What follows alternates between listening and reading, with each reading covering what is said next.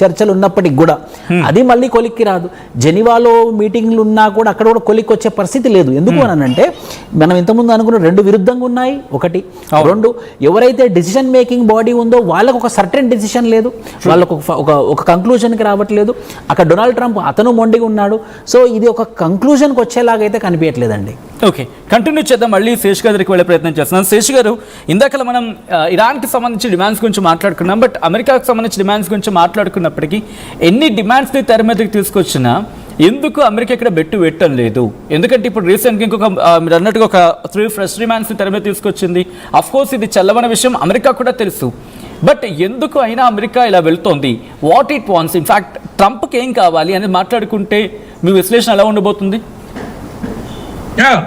Trump Iran పట్ల చాలా స్పష్టంగా ఉన్నాడు సచిన్. ఎందుకంటే ఒకవేళ ఇరాన్ గనక అణ్వాస్త్రాలను సంపాదించుకొని ఉంటే మనం ఇరాన్ ని సర్ అని పిలవాల్సి ఉండేది అనేటటువంటి ఒక అభిప్రాయాన్ని ఇటీవల వ్యక్తం చేశారు. అంటే ఇరాన్ అనేటటువంటి ఒక దేశం దగ్గర అణ్వస్త్రాలు ఉంటే అది మీకు పర్షియన్ గల్ఫ్ లో లేకపోతే మధ్య ప్రాంత్యంలో ఇజ్రాయెల్ ఉనికికి దెబ్బ, ఇజ్రాయెల్ కి చాలా నష్టం చేస్తుంది అనేటటువంటి ఒక అభిప్రాయము అనేక సందర్భాల్లో చెప్పారు. ఇరాన్ ఒక దుష్ట శక్తి, దాని చేతుల్లో అణ్వాయుధాలు ఉండటం ప్రపంచానికి ప్రమాదం. కాబట్టి ఇరాన్ ని అణ్వాయుధ రహిత దేశంగా మార్చడానికే మేము ఈ దాడులు చేస్తున్నాం అనేటటువంటి ఒక స్పష్టమైన ప్రకటన చేశాడు.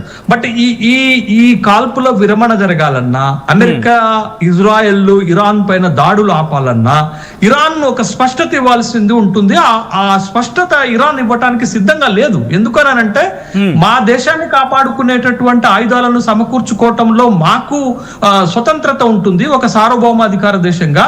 మీరు చెప్పినట్లు మేము ఎలా వింటాము అనేటటువంటి ఒక ప్రశ్న లేకెత్తున్నప్పుడు అమెరికా దగ్గర ద్వంద్వ ప్రమాణాలు కనపడుతున్నాయి సచిన్. ఏంటి అనంటే ఇప్పుడు మీరు ఉగ్రవాదాన్ని ఎగదోసేటటువంటి పాకిస్తాన్ దగ్గర అణ్వాయుధాలు ఉండొచ్చు, అణ్వస్త్రాలు ఉండొచ్చు, కానీ ఇరాన్ అణ్వస్త్రాలను తయారు చేసుకుంటే ప్రపంచానికి ప్రమాదం అనేటటువంటి ద్వంద్వ వైఖరే కదా అమెరికన్ ప్రెసిడెంట్ దగ్గర ఉన్నటువంటిది. కాబట్టి ఇదొక అంశం అయితే, రెండోది ఇరాన్ వైపున పెడుతున్నటువంటి టర్మ్స్ అండ్ కండిషన్స్ అన్ని ఆమోదయోగ్యమైనవిగా ఉన్నాయి, పెద్ద కష్టం లేదు. కానీ అమెరికా పెడుతున్న కండిషన్సే ఇరాన్ ఎప్పటికీ ఒప్పుకునేటట్టుగా లేవు. అందుకే అదే నా పాయింట్ కూడా. అంటే తెలిసి ఇరకాటంలో పెట్టే ప్రయత్నం చేస్తుంది అమెరికా.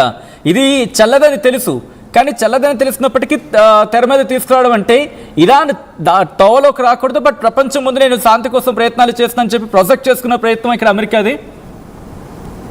ఖచ్చితంగా. అందుకే అమెరికా ఎక్కడా తగ్గటానికి ఇష్టపడటం లేదు. కానీ ఇరాన్ కూడా అమెరికాకి ధీటుగా నిలబడింది అనేటటువంటి విషయాన్ని మనం గమనించాలి.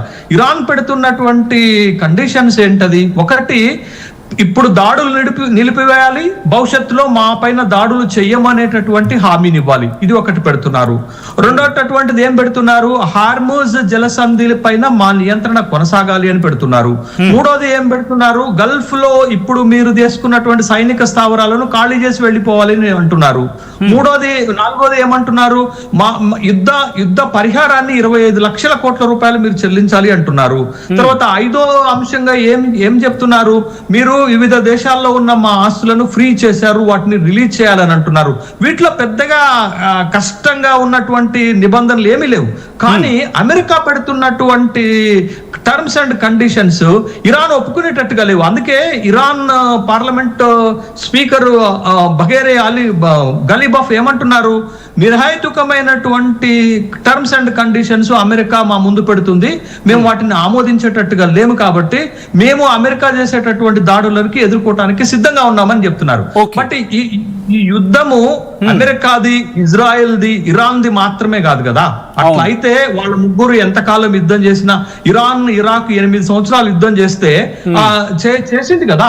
కానీ ఇప్పుడు యుద్ధం ఏంటి అంటే ప్రపంచాన్ని తీవ్రంగా ఇబ్బంది పెడుతున్న ఇబ్బంది, ప్రపంచ ఆర్థిక వ్యవస్థని దెబ్బతీస్తున్నటువంటి యుద్ధం.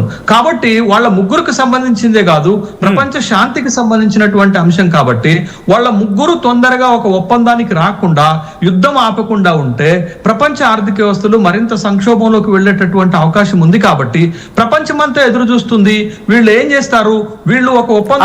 అదే పాయింట్ శేష్ గారు. యాక్చువల్లీ మనం ఈ రోజు పాయింట్ మాట్లాడుకుంటోంది ఇంట్రెస్టింగ్, మళ్ళీ అక్కడికి వచ్చాం. ఒకసారి ఇదే ప్రశ్న